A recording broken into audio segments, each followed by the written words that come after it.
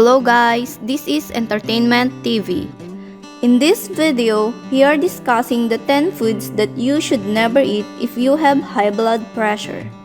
But before we get started, make sure you subscribe and click that notification bell so you can stay up to date with all our videos. A considerable amount of people today are suffering from a condition known as high blood pressure or hypertension. It is the condition where the speed of the blood inside the blood vessels increases to an alarming level. This weakens the walls of the vessels and also causes the heart to pump at a faster pace. This fast pumping of the heart results in the overexertion of the heart, and that can cause many heart diseases.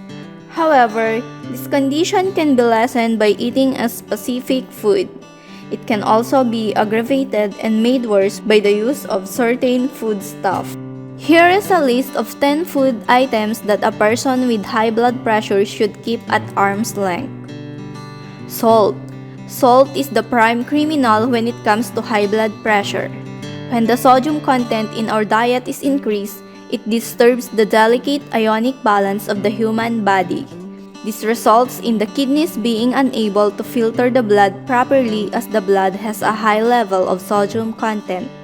When the kidneys do not produce proper urine, the water content of blood increases, which increases blood pressure.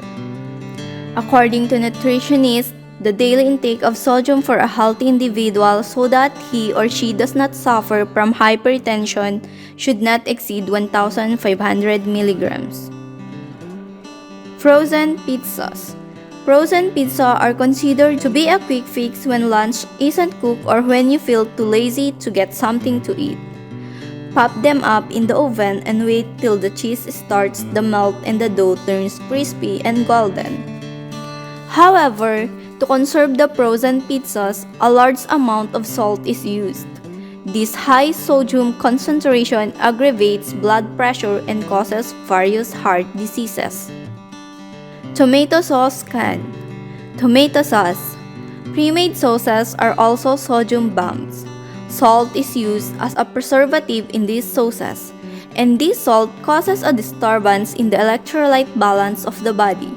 When the electrolyte balance is disturbed, the kidneys get disturbed as well, and the blood pressure increases. Therefore, your favorite pasta dish could be causing your high blood pressure because of the canned tomato sauce used in it. Pickles. To preserve anything, salt is used, and pickles are salted and preserved vegetables that are dipped in oil or vinegar for fermentation and flavor. These pickles are eaten as a side as well as put in various sandwiches and burgers all around the world. The extremely high sodium content in this aggravate blood pressure and can turn even a simple cucumber into a sodium bomb. Alcohol. There is not one health benefit of drinking alcohol. Intake of a large amount of alcohol causes a temporary increase in blood pressure, but prolonged abuse of alcohol results in increased levels of blood pressure, and this causes hypertension along with other heart diseases. Intake of a large quantity of alcohol also causes obesity, and obese people are more liable to have high blood pressure. Thus, a person should limit their alcohol consumption as much as possible. Baked goods. Baked goods may look healthy because of the brilliant smells and the amazing taste of it. Plus, the idea of something being freshly baked sounds very healthy and nutritious. However, baked goods are rich in sugar content, and this sugar also causes a spike in blood pressure. Furthermore, in slices of bread, pastries, and croissants, salt is added. This salt increases blood pressure levels due to an increased level of sodium in the bloodstream. Bacon. Bacon is a calorie bomb. They are sticks of fat that are fried in cholesterol pools. The worst thing is that people eat this for breakfast, and breakfast is the most important and vital meal of the day. Therefore, eating something this unhealthy this early in the morning has even more adverse effects than eating it at another time would. Due to the fat content of bacon, the blood pressure rises and this results in overexertion of the heart. Coffee. Coffee is an excellent drink in the morning, and it is an amazing substituent of energy drinks. However, unprecedented and uncontrolled use of caffeine-rich drinks can result in a spike in blood pressure, and this causes hypertension of the heart. Coffee also causes a person to lose their libido. Thus, the use of coffee should be reduced. Furthermore, the spike in blood pressure caused by coffee intake is sudden and therefore can cause more harm.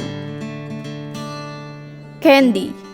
Candies, toffees, and chocolate bars also cause an increase in the sodium levels of the body. They also spike up the sugar levels violently, and this results in increased blood pressure as well. The intake of a large amount of sugary foods also causes obesity, which is directly relative to the overexertion of the heart and the increase of blood pressure. Red meat. Every doctor's first advice to a person suffering from high blood pressure is to avoid or altogether boycott red meat. Red meat is a major source of heme iron to the body. This heme iron is directly related to the blood pressure levels of the human body. The red meat also contains more sodium content than white meat and seafood. Therefore, the use of red meat should be lessened to control blood pressure and avoid hypertension. Thank you for watching. If you have suggestions, please write at the comment section below. Don't forget to like and share the video. Subscribe and hit the notification bell for more videos.